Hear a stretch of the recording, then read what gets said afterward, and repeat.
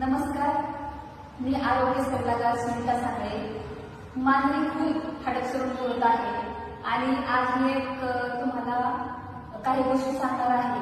त्या म्हणजेच की मासिक पाळीमध्ये स्त्रियांनी एक्सरसाइज किंवा योगासन करायला पाहिजे का? तर हो, मी तर म्हणेन की नक्कीच करायला पाहिजे. कारण की मासिक पाळीच्या वेळी स्त्रियांच्या शरीरामध्ये जे हार्मोन्स आहेत ते हार्मोन इम्बॅलन्स होत असतात आणि इम्बॅलन्स झाल्यामुळे स्त्रियांना चिडचिड होणं, थकवा येणं, स्ट्रेस येणं किंवा त्यांच्या पोटामध्ये दुखणं, पोटामध्ये क्रॅम्प येणं किंवा पाठीत चमक निघणं, कमरेत दुखणं, मानसिक ताणतणाव वाढणं, ह्या सगळ्या गोष्टी होत असतात. त्यामुळे त्यांच्या शरीरातले हॅपी हार्मोन्स क्रिएट करण्यासाठी आपल्याला ह्या गोष्टी सगळ्या करायला लागतात. तर त्यामध्ये काही योगासनं आहेत, ते योगासनं तुम्ही करायचे आहेत प्रत्येक महिन्याला. आणि अजून मी तुम्हाला माहिती देते की ते योगासनं ज्या महिलांना 1, 2, 3 दिवसामध्ये जर जास्त त्रास होत असेल तर त्यांनी नाही केलं तरी चालेल. ज्यांना नॉर्मली त्रास नॉर्मली होतोय आणि काही होत नाहीये त्यांनी त्या गोष्टी करायच्या. काही लेडीजला म्हणजे प्रत्येकाची बॉडी सेम नसते, त्यामुळे काही महिलांना सुरुवातीला 1 ते 2 दिवस त्रास होतो, काही महिलांना होतही नाही. तर त्यांनी हा त्रास होत असताना त्या गोष्टी करायच्या नाहीये. आणि ज्यांना नॉर्मल होतोय किंवा काय होतंय तर त्यांनी त्या गोष्टी करायच्या आहेत आणि हळूहळू करायचे. एक स्टेप आपण सुरुवातीला 10 सेकंद किंवा 5 सेकंद केली तरी चालते. त्यापासून आपल्या बॉडीला रिलीफ मिळतो, रिलॅक्स मिळतं आणि जे आपले हॅपी हार्मोन्स आहेत ते क्रिएट होतात. तर यस, बघूयात आपण कसं सुरुवातीला आपण झोपणार आहोत. सरळ झोपायचे, दोन्ही पाय पोटावरती घ्यायचे आहेत आणि पोटाला हात जमिनीवर टाकायचा आहे. थोडं पोट ठेवायचंय आणि दीर्घ श्वास घ्यायचा आहे, दीर्घ श्वास सोडायचा आहे, दीर्घ श्वास घेऊन दीर्घ श्वास सोडायचा आहे. थोडं स्टेबल राहायचं आहे आणि नंतर मुवमेंट करायला चालू करायची आहे. या साईडला हळू यायचंय, ते थोडं होल्ड करायचंय, पुन्हा या साईडला होल्ड करायचंय, जायचंय. असं तुम्ही 5 मिनिट जरी केलं तरी तुमचा जो होणारा त्रास आहे तो होणार नाहीये. म्हणजेच आपलं जे कमरेमध्ये दुखणं असतं ते कमरेमध्ये दुखणं नॉर्मल मध्ये येतं आणि जे पोटाचं दुखणं असतं ते पण नॉर्मल मध्ये येतं. आपल्या पोटाला आणि कमरेला त्यावेळेस आराम मिळतो. त्याच्यामुळं आपल्याला ही स्टेप तर करायचीच आहे. ओके, आता ही झाली पहिली स्टेप. दुसरी कोणती आहे? आपण ही स्टेप करू शकतो.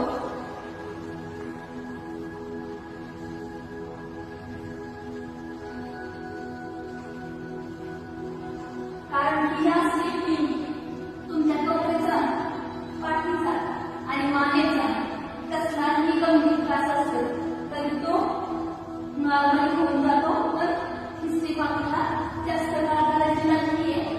तुम्ही 5 ते 10 सेकंद जरी केली तरी चालते. ओके, आता आपण दुसरी स्टेप करणार आहोत. असं बसायचंय, दोन्ही पायामध्ये ठेवायचंय, नॉर्मली असं हात जोडायचे, दीर्घ श्वास घ्यायचाय, सोडायचंय, दीर्घ श्वास घेत राहायचंय आणि सोडायचंय. ह्या स्टेपनी काय होतं, आपल्याला मासिक पाळीच्या वेळी जे क्रॅम्प असतात, जे पोटामध्ये पेन असतं त्याला रिलीफ मिळत असते आणि आपलं ब्लड सर्क्युलेशन जे आहे ते व्यवस्थित राहतं. त्याच्यामुळे रिलॅक्स ही स्टेप आपल्याला करायची आहे. आणि ही स्टेप तुम्ही 5 मिनिट जरी केली तरी छानच आहे. याच्यामध्ये खूप काही बदल होतो, मी तुम्हाला दुसऱ्या व्हिडिओमध्ये सांगणार आहे. ओके, ती तुम्ही 5 ते 10 मिनिट केली तरी चालेल, पण जास्त काळ कोणती स्टेप जास्त काळ मासिक पाळीमध्ये करायची नाहीये. ओके, आता दुसरी स्टेप, तिसरी स्टेप कोणती आहे? वज्रासनामध्ये बसायचे, पाठीचा कणा सरळ ठेवायचा आहे, सरळ बघायचंय आणि दीर्घ श्वास घ्यायचा आहे. हात वरती घ्यायचे आणि हळूच पोटाच्या दिशेने याच्या दिशेने जमिनीच्या दिशेने जायचंय आणि आपल्याला बालासन करायचे.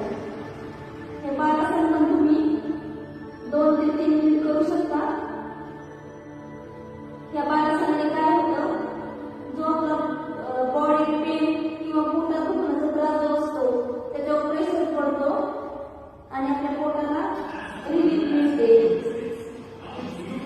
ही गोष्ट आपल्याला हा हात पाठीमागे घ्यायचा, हळूच पायाला पकडायचे, हा हात घ्यायचा, पायाला पकडायचे आणि असं खोल राहायचे. ज्या महिलांच्या पोटामध्ये जास्त दुखत असेल त्यांनी ही स्टेप जास्त काळ केली तरी चालते.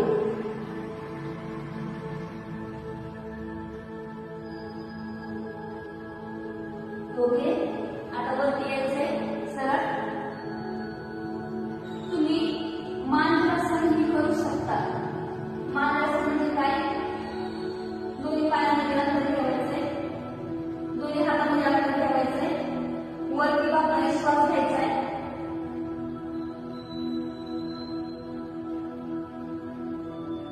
खाली बघायचे, पाठ वरती घ्यायचे, स्ट्रेचिंग द्यायची.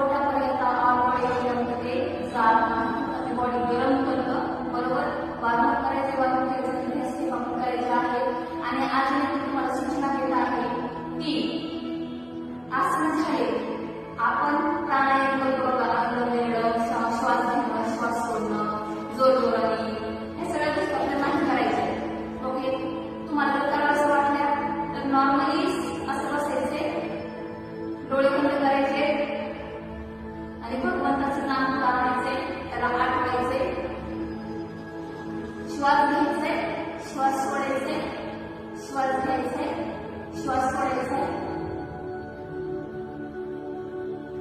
ह्या सगळ्या गोष्टी